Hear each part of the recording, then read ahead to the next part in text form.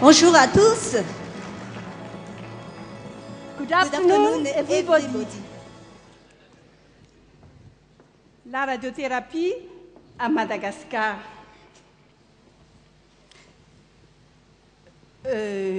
En introduction, la radiothérapie est un traitement majeur du cancer partout et dans les pays en développement comme le nôtre. C'est le traitement le plus économique une fois les premiers investissements réalisés. Et dans le cas des cancers gynécologiques qui sont le sujet de notre réunion, elle tient une place prépondérante. Mais c'est quoi la radiothérapie? C'est l'art de traiter les cancers par les radiations ionisantes. Elle est utilisée seule ou associée à d'autres traitements. Pourquoi c'est un art? Parce qu'elle vise à détruire la tumeur. Détruire la tumeur, ce n'est pas un problème, mais surtout à préserver le tissu sain environnant qui n'a pas besoin d'être irradié.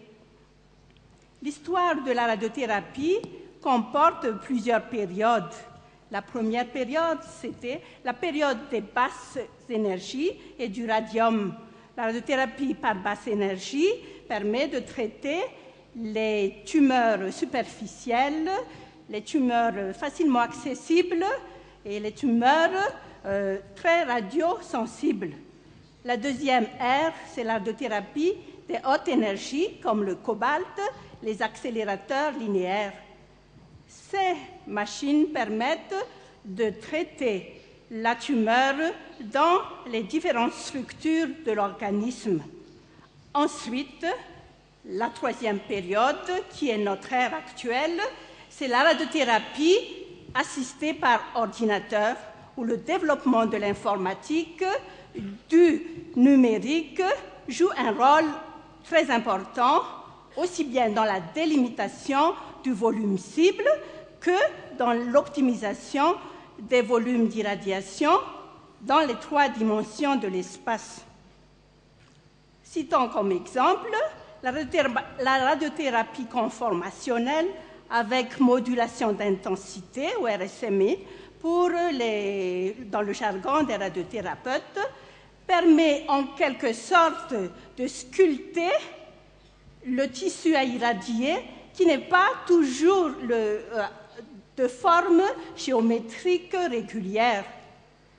Citons également l'irradiation des cibles mobiles comme le foie ou les poumons, ou avec des faisceaux guidés par les images, on peut faire un traçage en temps réel de la tumeur. Il y a également la radiothérapie stéréotaxique qui atteint les tumeurs en profondeur, comme par exemple les tumeurs du cerveau ou n'importe quelle tumeur dans la profondeur de notre organisme. Cette radiothérapie permet une grande précision. On utilise parfois des particules spéciales comme les protons, les neutrons, les ions hélium, etc., pour irradier les tumeurs particulièrement radiorésistantes. La radiothérapie est un art. Cette crabe au sein du petit bassin de cette dame va être détruit précisément sans que les organes avoisinants soient trop lésés. Voici donc des exemples de machines qui existent dans le temps et qui sont de plus en plus sophistiquées. Voilà des exemples de dosimétrie. Une tumeur au milieu du cerveau, qui est en profondeur donc, mais qui est irradiée par des faisceaux convergents qui donnent une dose optimale au niveau de la tumeur, mais qui préservent les tissus sains, le cerveau donc, environnant. Un autre exemple plus bas situé, c'est la tumeur de la prostate avec ces grains de d'iode radioactif qui sont bien concentrés au niveau de la tumeur de la prostate. Les organes qui entourent, comme la vessie ou le rectum, sont préservés. Mais qu'en est-il de la radiothérapie à Madagascar? Dans l'histoire de la radiothérapie, le seul appareil de cobalt résume ce dont nous disposons pour 20 millions d'habitants, et cet appareil tombe souvent en panne, alors que dans les pays riches, ils ont au moins 6 appareils de haute énergie par million d'habitants. Au départ, il n'y avait que 2 radiothérapeutes pleines d'enthousiasme et qui, avec leur jeunesse, se stimulent pour faire bouger les choses. Et ceci grâce à des sensibilisations par l'organisation de journées de cancérologie.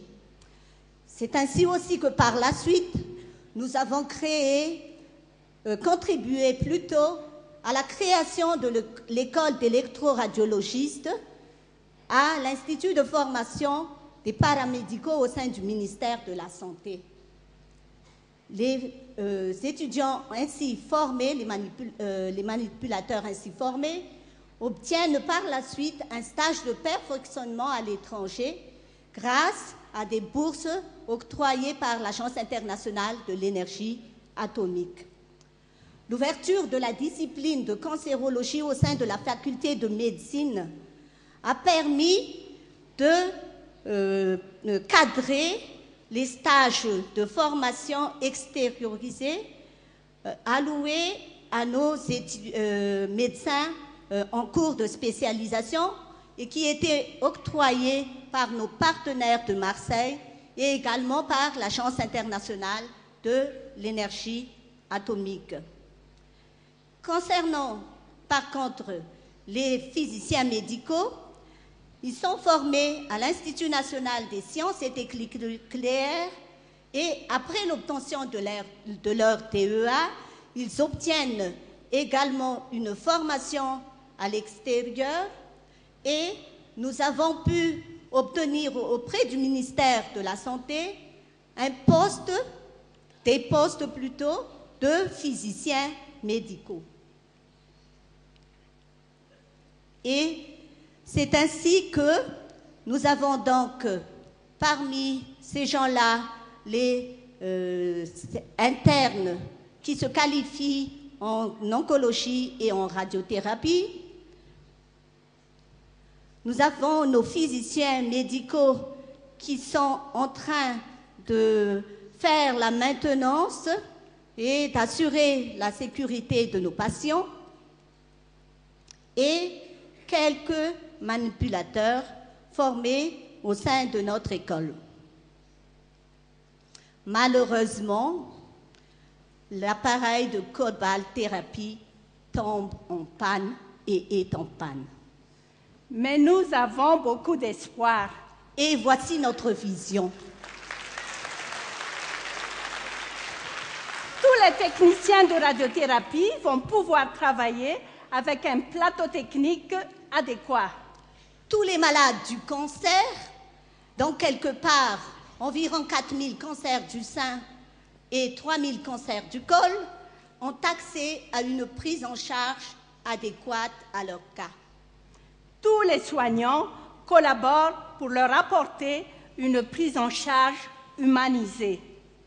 Personnel de santé et familles de malades accompagnent les patients avec sérénité.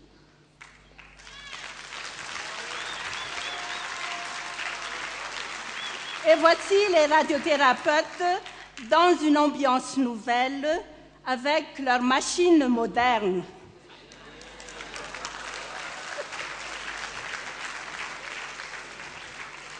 Les ex-provinces de Madagascar auront au moins un centre de radiothérapie moderne dans leur région.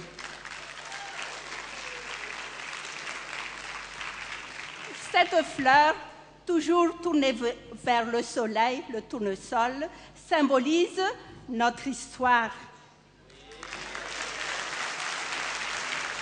Et c'est avec ces sourires de femmes heureuses que nous vous invitons à lutter avec nous contre le cancer.